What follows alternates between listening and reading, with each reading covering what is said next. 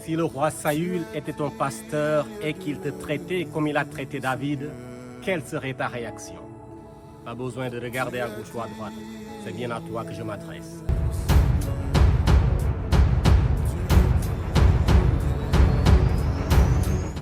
Il arrive parfois dans nos églises que des hommes ou des femmes soient injustement traités par ceux-là qui devraient être même leurs guides.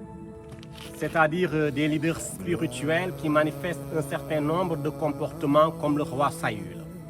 Injustice, persécution, jalousie, désobéissance à Dieu, la liste est longue.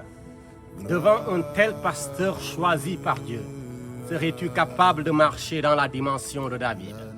Ou choisirais-tu de faire parler ta colère et ton amertume en te montrant à ton tour irrévérencieux devant l'autorité que Dieu lui-même a établie?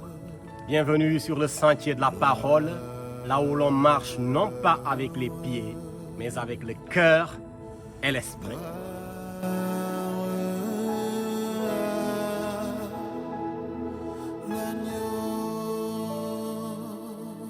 Bien-aimés, sur le sentier de la parole nous interpelle lorsque nous avons un désaccord avec un leader spirituel ou lorsqu'on est victime des abus de leur pouvoir.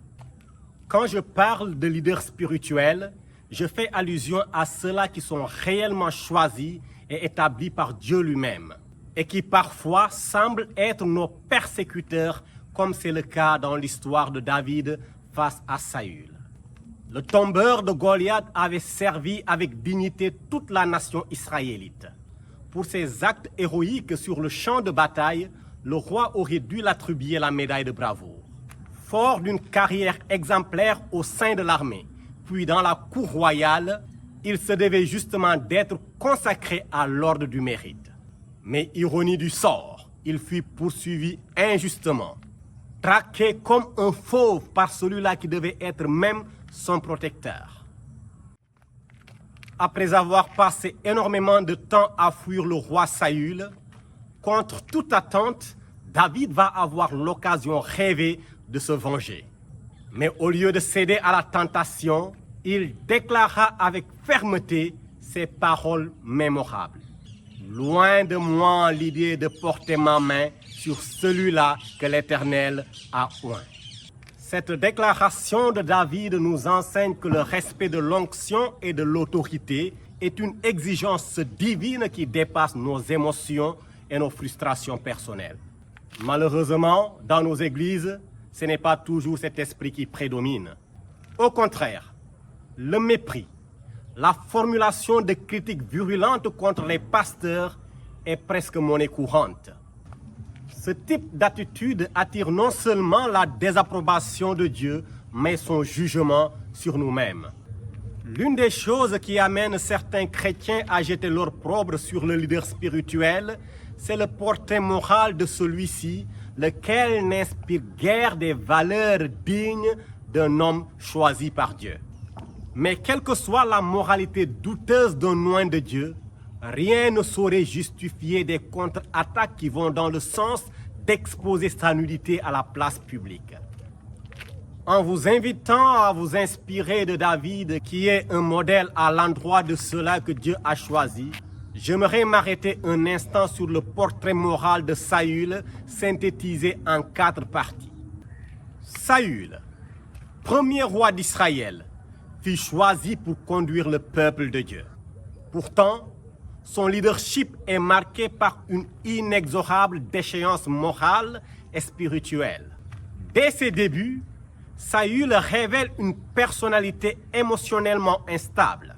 Autrement dit, il est impulsif, impatient, rongé par une jalousie maladive, ne supportant pas la popularité grandissante de David, ce qui l'amène à vouloir l'éliminer.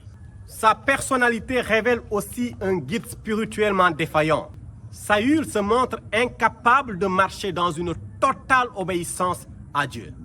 Par exemple, il épargne Agag et le meilleur du bétail malgré l'ordre qu'il avait reçu de Dieu. Plus grave encore, il se tourne vers la magie et consulte la nécromancienne d'Endor, acte qui manifeste assurément son éloignement de la volonté divine.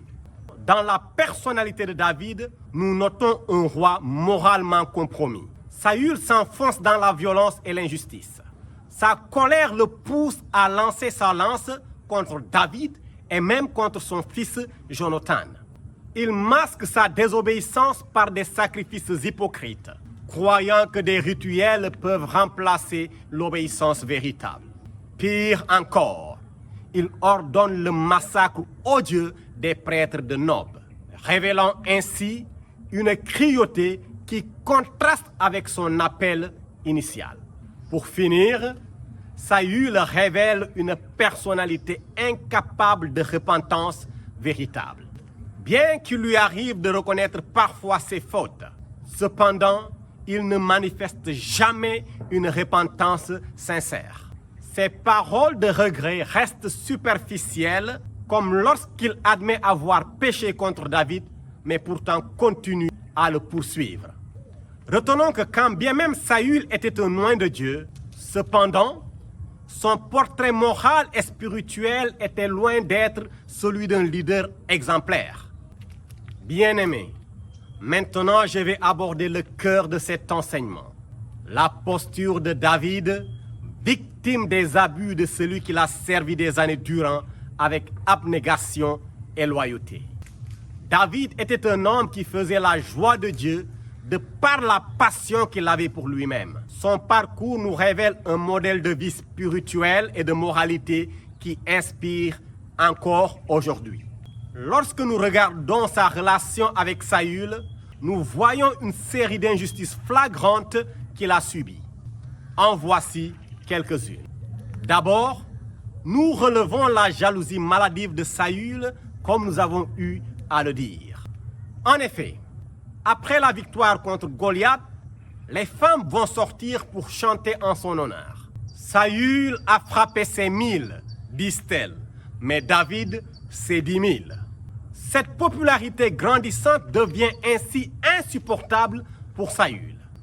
Aussi finit-il par nourrir une haine injustifiée contre le jeune berger qui ne lui avait absolument rien fait. Deuxième injustice, les tentatives d'assassinat.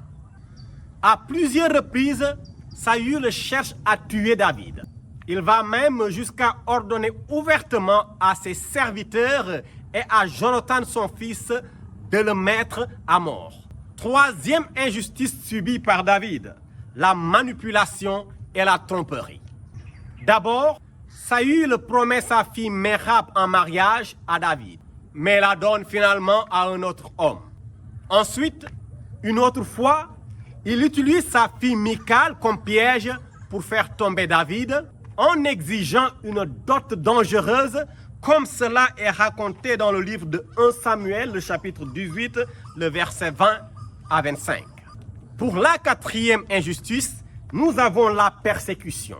Saül poursuit David partout, dans le désert, les montagnes et les grottes, allant même jusqu'à mobiliser l'armée tout entière pour traquer un seul homme, de surcroît innocent.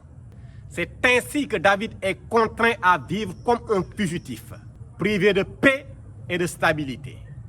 Et enfin, la dernière injustice, c'est la calomnie et la diffamation. Saül accuse David de comploter contre lui, alors qu'en réalité, il n'a jamais cherché à usurper son trône. Bien-aimé, face à l'oppression de son roi, David aurait pu céder à la colère et à la vengeance. Pourtant, il fit 4 choix spirituels qui nous enseignent comment est-ce que nous devons réagir lorsque l'injustice frappe. Premièrement, plutôt que de choisir la vengeance, David choisit l'honneur. Lorsqu'il eut l'occasion de tuer Saül dans la caverne, il refusa catégoriquement. Ses paroles sont claires.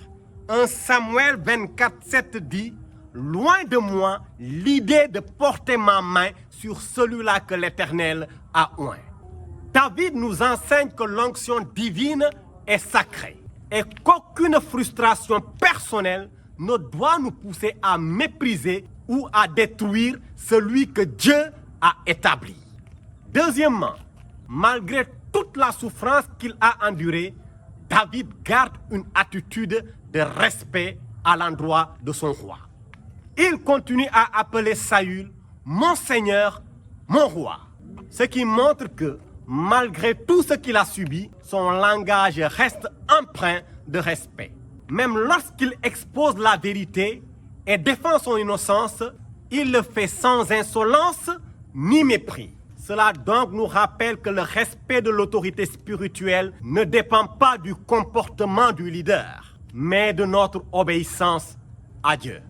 Troisièmement, David choisit la confiance en Dieu plutôt que la rébellion. Il remet son cas entre les mains de l'Éternel. Et 1 Samuel 24:12 dit « L'Éternel jugera entre toi et moi ». David refuse de se faire justice lui-même. Il croit fermement que son Dieu est capable de le défendre et de renverser d'un seul coup toutes les injustices qu'il a subies. Cette posture est une invitation pour nous à ne pas répondre aux abus de la rébellion, mais de placer notre confiance dans le jugement de notre Seigneur. Et quatrième choix, David incarne la patience et l'humilité. Pendant des années, il accepte de vivre comme un fugitif, dans les grottes et les déserts, attendant le temps que Dieu avait fixé. Il ne force pas son destin, il ne cherche pas à précipiter son élévation, mais il attend que Dieu lui-même le place sur le trône. Cela nous enseigne que la véritable grandeur spirituelle se mesure à notre capacité à patienter dans l'épreuve tout en gardant notre intégrité.